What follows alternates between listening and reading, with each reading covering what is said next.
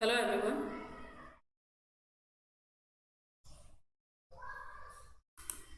स्वागत है आप सभी का हमारे यूट्यूब चैनल एलईडी शिक्षा द्वार में। कैसे हैं आप सब? आई होप कि सब अच्छे होंगे और सबकी स्टडी भी बहुत अच्छी चल रही होगी। हमारी सीरीज चल रही है, उसी को कंटिन्यू करते हैं। हमने 64 क्वेश्चन कर लिए थे जो कि रीजनिंग से थे और इंग्लिश से थे और टीचिंग एप्टीट्यूड के भी हमने कुछ क्वेश्चन कर लिए थे। आज हम उसे कंप्लीट करते हैं, ठीक है। Question number 65। There is a social issue in the village in which you are a teacher. जिस विलेज में आप टीचर हैं उसमें एक सोशल इश्यू आ गया है, तब आप क्या करेंगे? Option A, keep yourself away from the issue.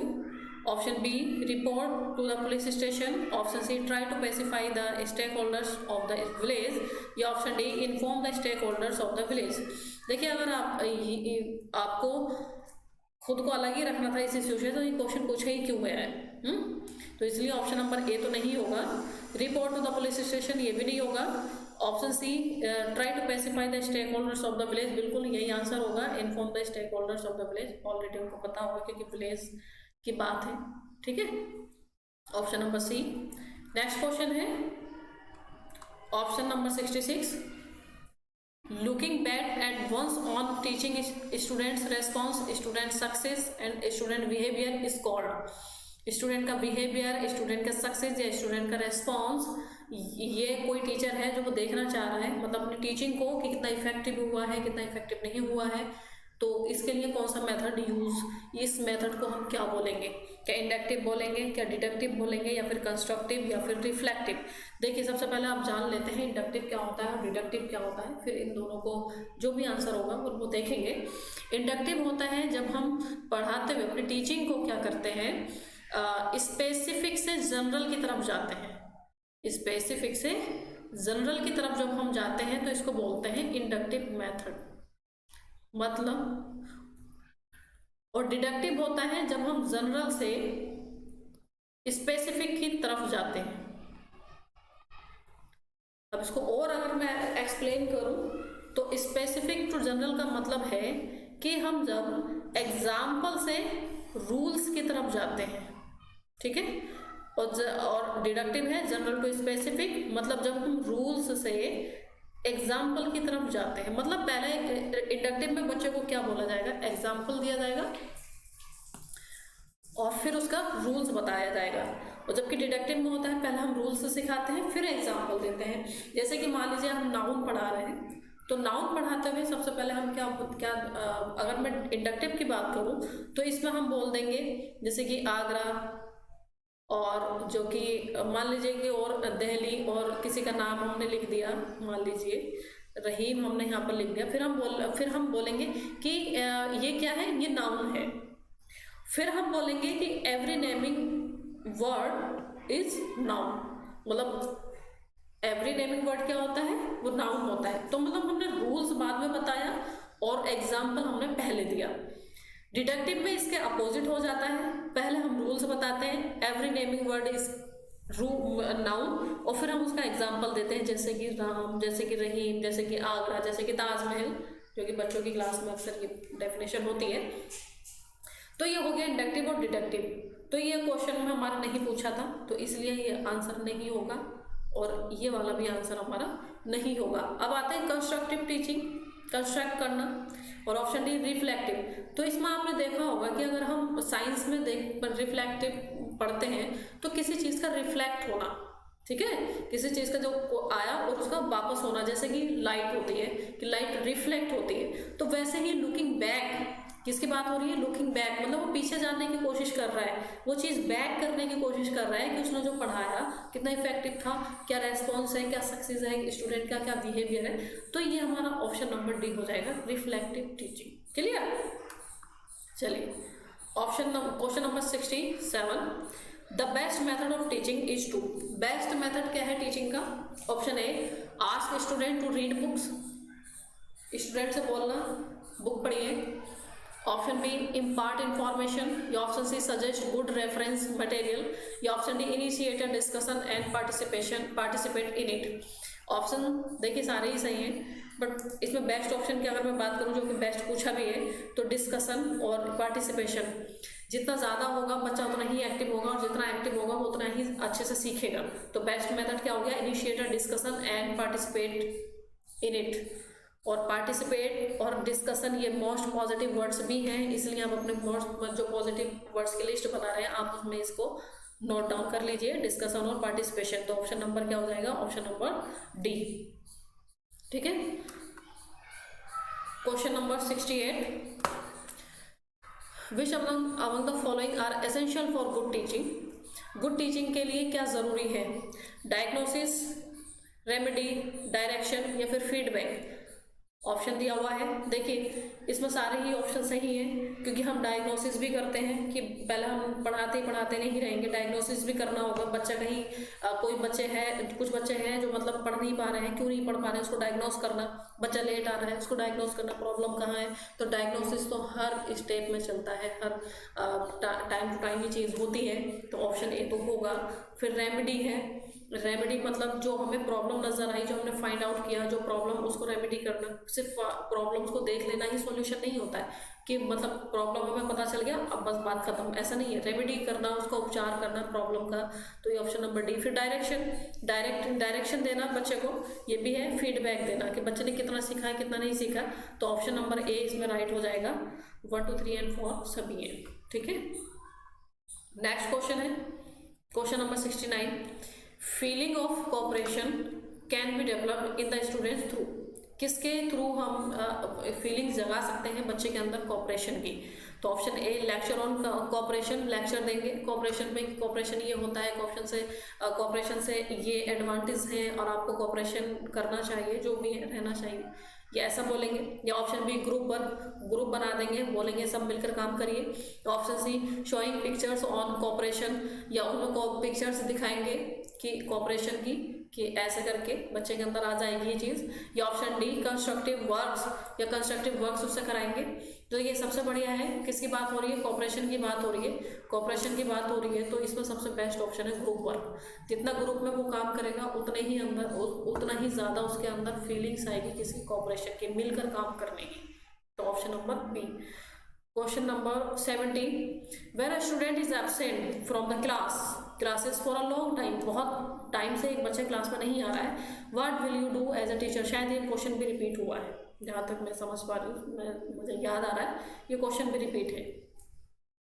Option A है, you will try to know the reason of his absence. Option B है, you will remain indifferent to that. Option C, you will send a warning letter to him. Option D, you will complain to the principal. सबसे पहले eliminate करिए, मैंने भी बोला principal या parents का नाम आ जाता है तो उसको हम एलिमिनेट करेंगे। ऑप्शन सी भी नहीं होगा, वार्निंग लेटर, बच्चा है उसको वार्निंग नहीं दे सकते, तो ऑप्शन नंबर सी भी नहीं है। Option B, you will remain indifferent to that, कुछ करेंगे, ये भी आंसर नहीं होगा। तो ऑप्शन ए इसमें हमारा इजीली फाइंड आउट हो गया कि ऑप्शन नंबर ए ही होगा। You will try to know, जानने की कोशिश करिए क्या रीज़न है उसका एब्सेंट होने का, जाहिर सी बात है तभी उसमें पता चलेगा और तभी आप उसको जान पाएंगे, फिर आप इस पर आप कोई एक्शन ले पाएंगे। क्वेश्चन नंबर 71 है, which one of the following is the most important element in teaching. Most important element क्या है टीचिंग का, knowledge of subject matter. Option B, students previous knowledge. या ऑप्शन सी, टीचिंग टेक्निक। या option D, relation between teachers and student. देखिए इसमें सारे ही सही है, लेकिन आपको क्या देखना है, मोस्ट इंपॉर्टेंट देखना है। सब्जेक्ट मैटर ऑलरेडी हम एक क्वेश्चन में सही कर चुके हैं, तो हो सकता है स्टूडेंट प्रीवियस नॉलेज बहुत ज़रूरी है डायग्नोसिस करने में। सबसे पहला और स्टेप भी सबसे पहला होता है कि हम जानते हैं, जानेंगे सबसे पहले बच्चे की क्या नीड है, क्या वो सीख कर आया है और अब उसे क्या नीड है। ठीक है, या टीचिंग टेक्निक एलिमेंट हो सकता है, लेकिन सबसे जो मोस्ट इंपॉर्टेंट इसमें है relationship between teachers and student. Teachers और स्टूडेंट का रिलेशन जितना अच्छा होगा, जितना वो इंटरेक्शन कर पाएंगे, इतना ही टीचिंग इफेक्टिव होगी। तो ऑप्शन नंबर डी ये एक ऐसा पॉजिटिव वर्ड्स था, ये ऐसा ऑप्शन था जिसने सारे ही ऑप्शन को थोड़ा क्या कर दिया, कम पॉजिटिव कर दिया। तो ऑप्शन नंबर डी है right answer. Question number 72, for a good communication is required. Good communication के लिए क्या जरूरी है, क्लियरिटी ऑफ थॉट, बिल्कुल हो सकता है। Option D, dramatic presentation. Option C, speaking in a mild tone. या option D, speaking without pause. ये तो नहीं होगा कि बोले जा रहे हैं रुक ही नहीं रहे, ठीक है। स्पीकिंग अ माइल्ड टोन, ठीक है, हो सकता है। ड्रामेटिक प्रेजेंटेशन नहीं होगा। इसमें बेस्ट जो है क्लियरिटी ऑफ थॉट, हम क्या बोल रहे हैं क्लियर होना चाहिए, ठीक है, पॉइंट टू पॉइंट बोलना चाहिए और हम जो बोल रहे हैं वो भी क्लियर होना चाहिए। ऐसा नहीं है कि सुनानी थी रामायण सुना दी महाभारत, ठीक है। तो option number A clarity of thought. Question number 73, which one of the following is a की फॉर इफेक्टिव टीचिंग। क्या है इफेक्टिव टीचिंग का कीवर्ड? कॉन्फिडेंस ऑफ टीचर, बिल्कुल हो सकता है। कॉन्फिडेंस अगर नहीं है तो बच्चे, तो टीचर कितना भी अच्छा नॉलेज रखता है, नहीं बच्चे उसको अच्छे से सुन पाएंगे। क्वेश्चनिंग, बिल्कुल, क्वेश्चनिंग का मतलब है कि आपस में इंटरेक्शन हो रहा है। और इंस्ट्रक्शनल वैरायटी और लेवल्स ऑफ टीचिंग। तो इसमें की जो है मोस्ट इफेक्टिव टीचिंग का वो है इंस्ट्रक्शनल वैरायटी। वैरायटी जितना डिफरेंट होगा, तरीके जितने डिफरेंट होंगे उतना ही अच्छी इफेक्टिव टीचिंग मानी जाती है। तो ऑप्शन नंबर सी इसका करेक्ट आंसर है, ठीक है। Question number 74, the use of teaching aids is justify on the ground of. The use of teaching aids is justify on the ground of. Option number A to motivate the student, teaching aids को हम use करते हैं किस लिए? To motivate the student. Option B minimising indiscipline, या option C optimising learning outcome, या option D effective engagement of student in learning task. अच्छा देखिए, मोटिवेट करना, मोटिवेट टीचिंग एड से नहीं होगा कि प्रोजेक्टर लगा दिया और बच्चा उससे मोटिवेट हो रहा है, नहीं, यह आंसर हमारा नहीं होगा। ऑप्शन बी मिनिमाइजिंग इनडिसिप्लिन, मतलब मिनिमाइजिंग इनडिसिप्लिन मतलब जो भी डिसिप्लिन है उसको वो मिनिमाइज कर सकता है इनडिसिप्लिन को। कि अच्छा सामने जितनी अच्छी चीज़ें टीचर सजाएगा अपने टेबल पे, ग्लॉब वगैरह, उससे डिसिप्लिन में बच्चा रहेगा, ये भी हमारा आंसर नहीं होगा। ऑप्शन सी है ऑप्टिमाइजिंग लर्निंग आउटकम। इससे क्या है, जो लर्निंग आउटकम है वो ज़्यादा से ज़्यादा करने के लिए हम टीचिंग एड्स का सहारा लेते हैं, ठीक है। जो हम पढ़ा रहे थे उससे जो आउटकम आ रहा था, और जो अब हम टीचिंग एड्स यूज़ करके जब हम पढ़ा रहे हैं तो उससे आउटकम हमारा ज़्यादा होना चाहिए, इसीलिए हमें यूज़ करते हैं टीचिंग एड्स। तो इसका राइट आंसर है 74 का C. Clear. Question number 75, teaching is based upon the mastery of, किस पर बेस है? कंसेप्चुअल नॉलेज, या क्रिटिकल थिंकिंग, या टीचिंग स्किल्स, या फिर ऑल द अबव।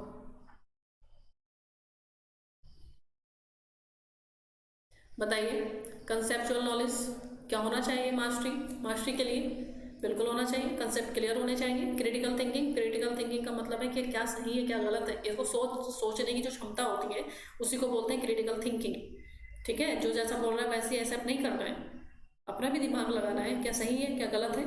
और सी है टीचिंग स्किल्स नहीं होंगे तो इफेक्टिव टीचिंग नहीं होगा। तो इसमें राइट आंसर था option number D, all the above. हमारे टीचिंग एप्टीट्यूड कंप्लीट हो चुका है, ठीक है। अब ये जो आया है 76 क्वेश्चन, ये करंट एजुकेशनल अफेयर्स है, ठीक है। इसको हम अगली वीडियो में लेकर आएंगे। एक चीज़ में आपको एक चीज़ आपको ध्यान में रखनी है, इसकी आप अलग से नोटबुक बनानी है करंट एजुकेशनल अफेयर्स की। कुछ पॉइंट मुझे ऐड करवाते जाना है, आपको लिखते जाना है। और जब ये सारा पेपर्स हो जाएंगे और लास्ट ईयर के जितने पेपर हुए हैं, जितना सॉल्यूशन पड़ा हुआ है वो आप देख लीजिएगा। और current educational affairs teaching aptitude में बहुत अच्छे से कराती हूँ, तो आप जितना उसमें लिख लेंगे सारे पॉइंट जो मैं बताती हूँ, तो आपको ऑलरेडी एक नोटबुक बन जाएगा, जो एग्जाम के टाइम पर आप रिविजन करके जाएंगे और वहाँ से काफ़ी सारे क्वेश्चन आपको मिलेंगे, ठीक है। चलिए, चैनल को सब्सक्राइब कर लीजिएगा, काफ़ी सारी वीडियो अब इस पर आती रहेंगी।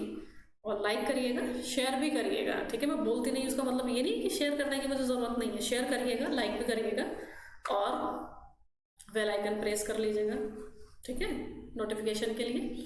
और थैंक्स फॉर वॉचिंग।